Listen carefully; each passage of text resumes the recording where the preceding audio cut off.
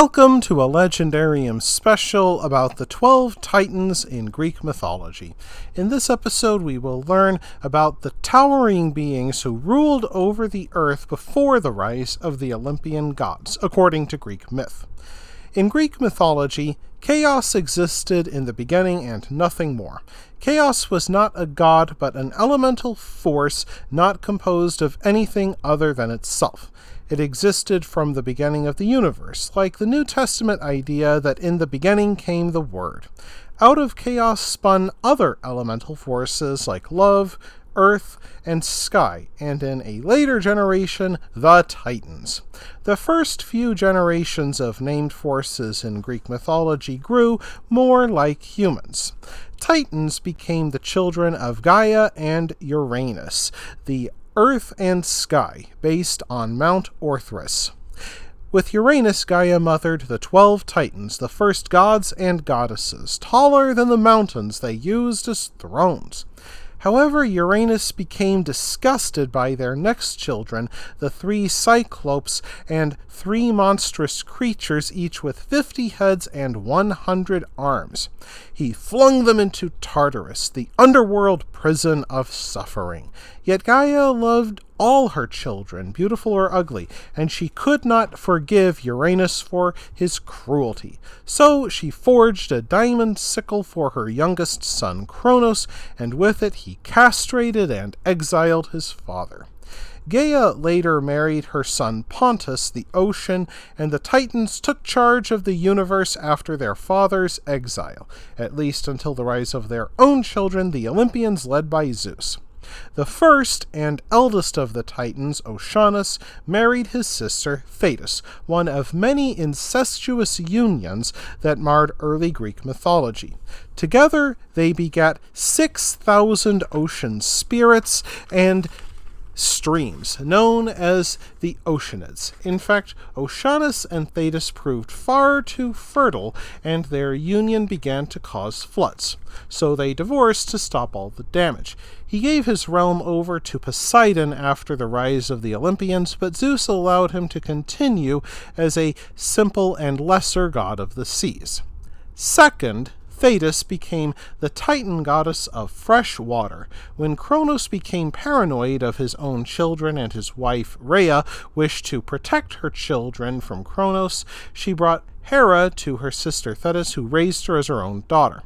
Later, as a favor to Hera, Thetis punished Callisto and Arcus, both children of Zeus, by forbidding their constellations from touching the sea.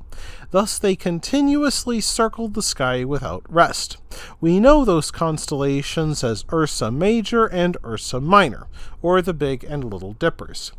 Third, Hyperion became the Titan god of light, wisdom, and vigilance. He married his sister Thea, and they gave birth to Helios, the sun, Selene, the moon, and Eos, the dawn. Hyperion and 3 of his other brothers, Coeus, Crius, and Iapetus, formed the 4 pillars that separated and held the heavens above the earth.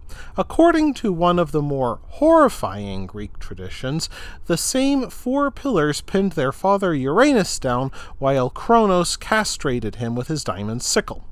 Fourth, Thea, the goddess of light, became a ravishing beauty, perhaps the loveliest of the 6 Titan goddesses.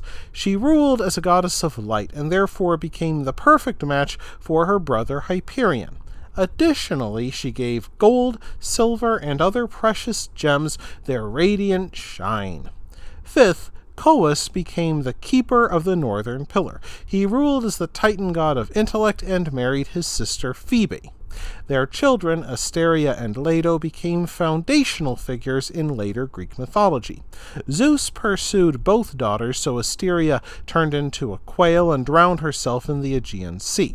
Leto would bear Zeus 2 children, and the twins Apollo and Artemis went on to become powerful Olympians in their own right. 6 came Phoebe, goddess of prophecy and mental prowess. Since Phoebe became the grandmother of Apollo and Artemis, the twins sometimes became known as Phoebus and Phoebe. Phoebe also had some links with the moon, her most important power being that of prophecy. She also became tied with the famous oracle at Delphi, later connected to Apollo. 7th came Crius, the Titan god of all constellations. He married his half-sister Eurybia, the daughter of Gaia, from her second husband Pontus. Their union produced 3 children, Astraeus, the god of dusk, Pallas, the god of warcraft, and Persis, the god of destruction. Crius fought the Olympians during the Titans' overthrow, and thus Zeus imprisoned him in Tartarus. 8th came Mnemosyne, the Titan goddess of memory.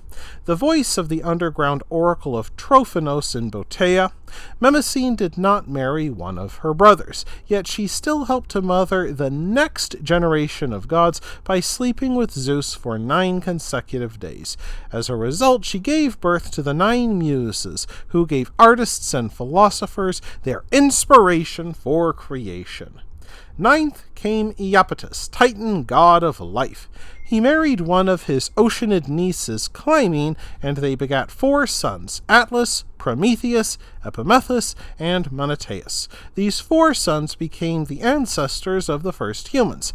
Each passed a certain bad quality onto humanity: brash courage, scheming, stupidity, and violence, respectively. 10th came Themis, Titan goddess of law and morality, seen as one and the same by the ancient Greeks. She became the second wife of Zeus and helped him hold power over the other gods by creating the divine laws. These superseded even the authority of the gods themselves. She appeared in multiple forms and mothered the fates and the hours. 11th came Cronus, the Titan ruler of the universe. Although the youngest son of Gaia and Uranus, Cronus became the strongest of the Greek Titans. For a brief time, the earth enjoyed a golden age under his rule. The vices had not yet been invented, and all things lived in peace and harmony. Of course, this time will not last long. Cronus learned of a prophecy which stated that, as Cronus dethroned his father, so would one of his children dethrone him. He therefore took all his children from his sister wife Rhea as soon as they were born and swallowed them.